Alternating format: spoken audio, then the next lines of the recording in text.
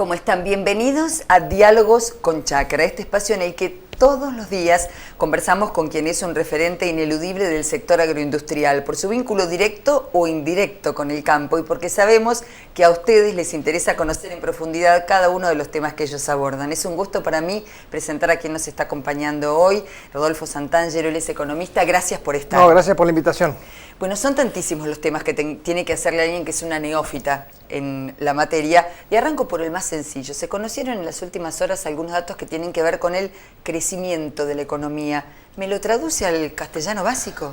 Sí, el nivel de producción, de actividad, de ventas de la economía, cuando uno toma el agregado de todos los sectores, este 2017, sobre todo ahora a mitad de año, está con una recuperación respecto al año pasado. El año pasado habíamos tenido una caída, una recesión, o sea, un valor negativo. Este año es un valor positivo. Estamos recuperando toda la caída del año pasado. 4% da el número de junio, que en parte compara contra junio del año pasado, que fue el peor momento de la recesión. La economía, el nivel de actividad está como dibujando una letra U, o sea, habíamos caído, dejamos de caer y hasta ahora estamos intentando volver al punto de partida previo a la crisis. Es el tercer bienio consecutivo, o sea, 6 años acumulados donde la economía está como en un sub y baja, que baja, sube, baja, sube, baja, sube, y está siempre en el mismo lugar. Y la perspectiva que se abre para después de las elecciones, para fin de año, para 2018, de tener por primera vez desde 2010-2011, porque desde entonces no lo tenemos, 2 años seguidos positivos, o sea, de que la recuperación se haga una especie de crecimiento, que podamos quebrar ese techo de la letra U que hemos tenido en los últimos años, y está abierta la perspectiva en ese sentido. Hace algunos días también el titular de la cartera energética advirtió que antes de fin de año habrá una relectura, un reacomodamiento de lo que son las tarifas. ¿En qué orden tendrá incidencia eso en el bolsillo general de los argentinos, bueno, en la producción, en la industria? Es inexorable que eso venga, porque recordá que una de las peores herencias que se recibió de la administración anterior fue un conjunto de precios en la energía ridículos, la electricidad y el gas. De lo que se llama la generación de la electricidad y el gas estaba barata en todo el país. Mucha gente en el interior del país paga la electricidad más caro que acá, que el área metropolitana, pero no porque tenga menos subsidio en el momento en que se genera la electricidad. Eso hay que subirlo. Vos pensás que los consumidores en promedio pagábamos la electricidad un 15% de lo que costaba generarla, o sea que el Estado pagaba el 85%, que es un engaño, porque cuando lo paga el Estado la pagamos nosotros de otra manera. Bueno, este año estamos en 50% y el objetivo del año que viene es llevarlo a que cubra el 65% del costo. En palabras concretas, la electricidad y el gas, todavía no se sabe el dato definitivo, pero entre la suba de fin de año, que va a ser en noviembre, diciembre, y la de principio del año que viene, que va a ser una en febrero y otra en abril, imagínate un 50% de aumento. Promedio estamos hablando, después dependerá de niveles de consumo. Estoy hablando del área metropolitana, que paga todavía menos que el interior. En el interior, que es más caro, seguramente será un poco menos. Pero estamos recién acercándonos a valores de otros países latinoamericanos. Yo sé que esto para alguna gente puede ser un problema, pero todavía en Argentina y sobre todo en Buenos Aires somos muchos, y me incluyo, los que pagamos más de celular o de cable que de electricidad o de gas. Pero no porque sea más barato generarlo, sino porque el Estado lo subsidia, y eso no puede ser. ¿Qué reclama la industria? Hace algunos días se escucharon voces de industriales reclamando, se escuchó por otro lado a Rattazzi por el tema de la industria automotriz, que parecería ser que es la que está haciendo punta, además de la que está vinculada con el campo. ¿Qué pide la industria hoy? Varias cosas al mismo tiempo. Por un lado, el sector industrial, en esa economía que recupera nivel de actividad, que recupera producción, viene rezagada, porque se nota más en el agro, se nota más en la energía, se nota más en la construcción, se nota menos en la industria. Así que un poco la reactivación del consumo, básicamente, para que la industria pueda tener un mejor nivel de actividad. Algunos sectores pueden estar reclamando una excesiva competencia importada. El caso de la industria automotriz, que no es el más perjudicado por la importación, pero presenta una característica muy particular. Se están vendiendo muchos autos. En realidad, 2017 va a ser el segundo año de más venta de autos de la historia, o sea, lo que mira un concesionario. Pero cuando vos mirás la producción local, está todavía muy baja, porque viene mucho auto importado de Brasil. Y obviamente están reclamando todo lo que tiene que ver con costos, con falta de productividad, con ineficiencias en el mercado de trabajo y sobre todo, pero es lo más difícil, con la presión tributaria, porque vos lo sabés bien, no solo la industria, sino que toda la economía, las empresas y la gente y el campo y todo el mundo sufre una presión tributaria de locos. El titular de la cartera de Hacienda ratificó lo que había dicho Macri hace algunos días, en realidad Macri lo había dicho hace algunos meses, van a enviar un proyecto de ley, lo calificó como integral al Congreso para hacer una reforma impositiva. ¿De qué orden debería ser esa reforma? ¿Debería pasar por el Congreso de manera integral? No. ¿Se debería hacer por sectores, por grupos? No, yo creo que es más conveniente una cosa integral, porque las cosas sectoriales y por grupos después tienen que respetar el todo, y entonces no se puede hacer una cosa por partes, menos una reforma tributaria. Por supuesto que tiene que pasar por el Congreso, porque esto ya es una cuestión constitucional en cualquier democracia del mundo. El Ejecutivo va a proponer una reforma o un sistema tributario, después el Congreso tiene sus opiniones, ahí habrá que encontrar un consenso político, obviamente. Pero déjame decirte una cosa, la principal restricción para que la reforma tributaria signifique una baja de la presión tributaria, que es lo que reclaman la gente, las personas y las empresas y los sectores, es el déficit fiscal, porque el gobierno gasta más de lo que recauda, y entonces cuando no recauda suficientemente, cuando gasta de más, no puede bajar mucho los impuestos. Entonces, reforma tributaria va a ser un proceso muy gradual, va a ser un proceso muy lento, va a ser un proceso neutral. Neutral es la palabra que quiere decir que si baja un impuesto tiene que encontrar otro que lo sustituya. Se pretenderá que más gente pague un poco menos para que el todo sea parecido. Sabemos que hay una intención de mejorar todo lo que es el impuesto al cheque, que es un impuesto muy distorsivo, muy complicado, porque te lo cobran en el momento que te entra la plata. Probablemente poniéndolo como a cuenta del impuesto a las ganancias, para que si vos estás pagando impuesto a las ganancias no pagues dos veces. Sabemos que se pretenderá una negociación, presión, acuerdo con los gobernadores provinciales y con los intendentes por el impuesto a los ingresos brutos, que es otro impuesto que genera muchos problemas porque se cobra varias veces en la cadena productiva. Ahí en un país federal como Argentina los gobernadores tienen potestades para fijar ellos sus propios impuestos, pero bueno, también la Constitución y las leyes fijan marcos. Ahí viene una negociación también muy dura, muy interesante. Y hay todo un sistema de exenciones impositivas de sectores que tienen alícuotas preferenciales o que están desgravados, que eso va a ser muy complicado porque no hay un único lugar que vos decís, vamos a cobrar ese lugar que es donde está el botín. Son muchos pequeños sectores que sumados entre todos hacen mucha plata. Yo te diría, obviamente hay mucha expectativa por esto, pero la restricción del déficit fiscal es tremenda.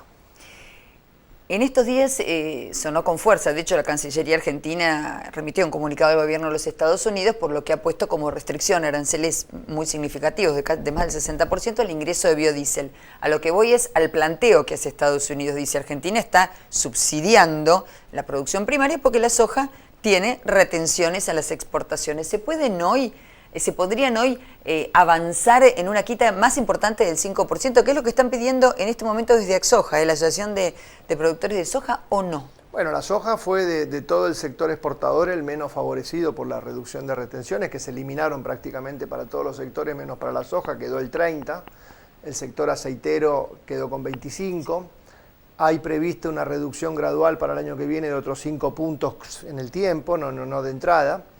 Tiene un costo fiscal, porque cuando vos, por más que aumente la producción, no lo hace en la medida de los 5 puntos, con lo cual el gobierno pierde recaudación. Y yo te tendría que responder sí, si simultáneamente baja otro gasto. Si no baja otro gasto, o conseguís plata, pero la restricción del déficit fiscal en ese sentido es tremenda. Así que sí, Argentina tiene que ir a un camino de reducción de estos impuestos que castigan la producción y la exportación, pero entendiendo que la macroeconomía como un todo exige como una prioridad muy importante la reducción del déficit fiscal, porque si no este endeudamiento en algún momento va a ser un problema, y bueno, entonces hay que encontrar el sustituto. Justamente antes de ir al tema específico del campo, le quería preguntar, ¿el nivel de endeudamiento actual es preocupante? ¿Ha llegado a un punto en el cual hay que frenar, no? El nivel no, pero la velocidad con que sube sí. O sea, Argentina, dentro de la situación complicada que había hace un par de años, la deuda no era una complicada. Argentina no tenía un nivel de deuda elevada porque no tenía crédito, porque se financiaba con las reservas del Banco Central, se financiaba con la emisión monetaria. Entonces la deuda no era alta. El acuerdo con los acreedores internacionales, lo que se llaman los holdouts, permitió reinsertar a Argentina en los mercados, está consiguiendo buen financiamiento. Barato para nuestra historia, pero de los más caros del mundo, con lo cual sería bueno endeudarte un poco menos para que se abarate el costo del endeudamiento. Respondo tu pregunta precisamente. El nivel de la deuda hoy no genera preocupación, pero está subiendo a un ritmo demasiado alto. A mí me gustaría una velocidad de reducción del déficit fiscal más rápida de la que tenemos. ¿La reforma laboral puede generarle conflictos a la economía del presidente Macri? Si se concretara, si lo hubiera. Si se concretara, le puede generar beneficios más que conflictos. Digo con el sector gremial. Claro, los que puede generar son conflictos políticos con el sindicalismo, donde ahí habrá que distinguir muy bien dónde hay una genuina defensa del sindicalismo de los intereses de los trabajadores para defender las ventajas que se tienen en el mercado laboral, de donde se están defendiendo privilegios y situaciones insostenibles. Vivimos en una economía muy flexible, donde no es que el resto del mundo se quedó parado de brazos cruzados, ha habido aumentos fenomenales de productividad, hoy aparecen nuevos actores, y entonces quedarte aislado es muy difícil. Bueno, tenemos el ejemplo concreto de Brasil, que es nuestro vecino más importante. Brasil ya hoy de por sí tiene respecto a nosotros una ventaja cambiaria, porque ellos, que hace ya bastante tiempo, hace 20 años que bajaron la inflación a un dígito, han logrado algo que nosotros recién estamos intentando ver si lo logramos, que es disociar el comportamiento del tipo de cambio de la inflación. Entonces hoy en Brasil el tipo de cambio ha subido, pero la inflación está en un mínimo histórico, 3% anual. Entonces hoy el tipo de cambio es más favorable al Brasil que a la Argentina. Que en concreto que sí, que si vamos a Río de Janeiro está más barato que Buenos Aires, para que se entienda. O sea, el tipo de cambio favorece a la industria y a la producción brasileña. Entonces como que nos van ganando 1-0 los brasileños. Y ahora el presidente Temer, que tiene baja popularidad y que se está por ir, ha hecho una reforma del mercado laboral para que el sector sea más flexible, más productivo, más eficiente, y nos van ganando 2-0. Entonces necesitamos por lo menos hacer un gol para estar 2-1. Y en ese sentido sí, el sindicalismo va a tener que adecuarse a las circunstancias, sabiendo que tiene un rol para proteger obviamente los intereses del trabajo. Los productores agropecuarios desde siempre, pero con más fuerza en los últimos tiempos, desde que han podido revertir la situación productiva que tenían, piden competitividad y plantean el caso brasileño, el caso uruguayo en materia de producción lechera, por ejemplo, el caso paraguayo hasta en producción y exportación de carne. Además del tipo de cambio, ¿qué otras herramientas son indispensables para que la agroindustria pueda ser competitiva? Bueno, siempre está lo que es tranquera adentro, tranquera afuera. Tranquera afuera, obviamente el sistema tributario tiene un rol relevante y en eso se avanzó con la reducción de las retenciones y todavía falta todavía a nivel provincial y a nivel municipal, porque en los últimos 10, 15 años hubo un viva la pepa en materia de impuestos tributarios y provinciales. El transporte es una cosa que ha pesado, que sigue pesando mucho. Argentina es un país muy grande, territorialmente hablando, y con la población mal repartida, así que ahí tenemos mucho costo. Yo creo que tranqueras adentro el productor sabe mejor que nadie qué es lo que se puede hacer para mejorar rindes, productividad, siempre sujeto a los fenómenos climáticos que no controlamos. Pero obviamente la productividad, el poder producir más con la misma cantidad de recursos, o sea, ser más eficiente, es la base de un crecimiento sostenido. O sea, cualquier otra idea de creer que se puede crecer de bases artificiales es de patas cortas, como lo vimos en los últimos, por lo menos 6 años. Hablando de los últimos años, se utilizó mucho la expresión la mesa de los argentinos. Independientemente de ello, partiendo desde la mesa y yendo para atrás hacia el producto primario, ha habido históricamente una discusión acerca de la brecha de precios existente entre cada producto. En algunos hoy sigue siendo importante, los lácteos, por ejemplo, en otros se ha achicado. ¿Cómo se puede revertir?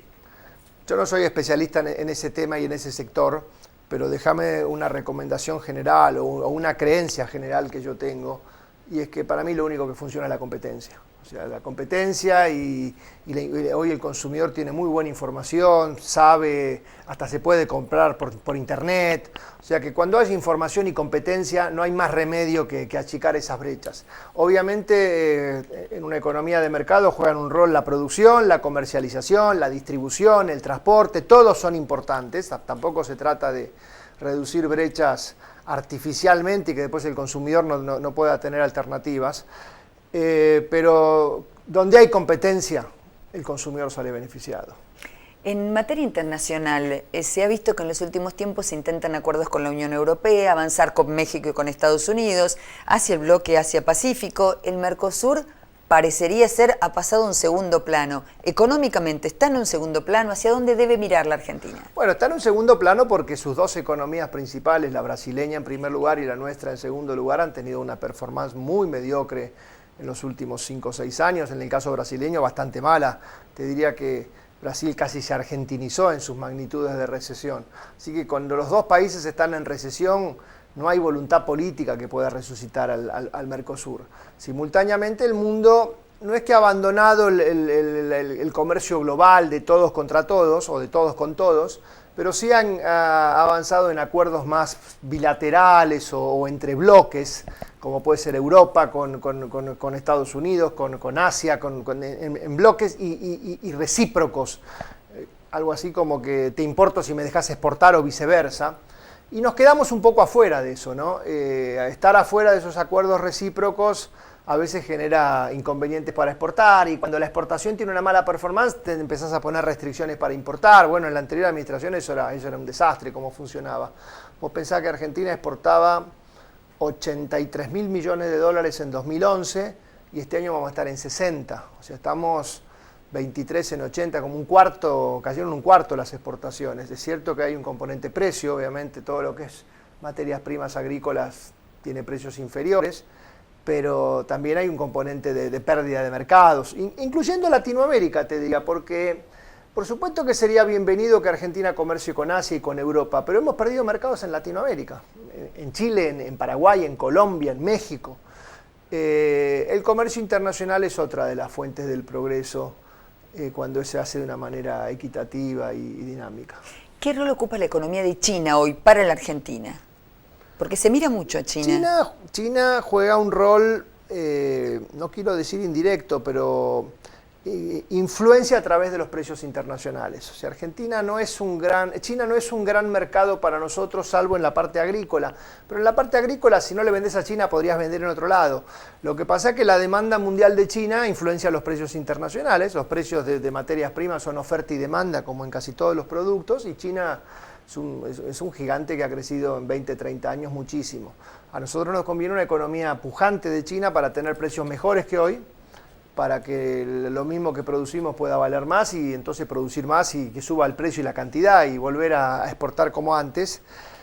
Yo te diría que cuando uno mira el mundo sobre Argentina tenés 3, 4 cosas. Tenés en primer lugar, para este modelo tan dependiente del endeudamiento, las tasas de interés en Estados Unidos, lo que es la liquidez mundial, que en eso está funcionando muy bien el mercado internacional porque los mercados financieros están muy bien y hay acceso al crédito, y Argentina ha conseguido dinero tanto en su sector público como en su sector privado. Después tenemos los precios internacionales, sobre todo de los productos agrícolas, y tenemos el funcionamiento de Brasil. Y con eso ya como que abarcamos gran parte de la influencia mundial sobre Argentina. Rodolfo Santangelo, economista, gracias por la gentileza de visitarnos en los estudios de Chacra Televisión. Y lo felicito por este... Ha sido muy atento. Muchas gracias, éxitos en Jonagro. Gracias. Nosotros, como siempre, les agradecemos por acompañarnos. Nos reencontramos mañana en esto que es Diálogos con Chacra. Hasta luego, gracias.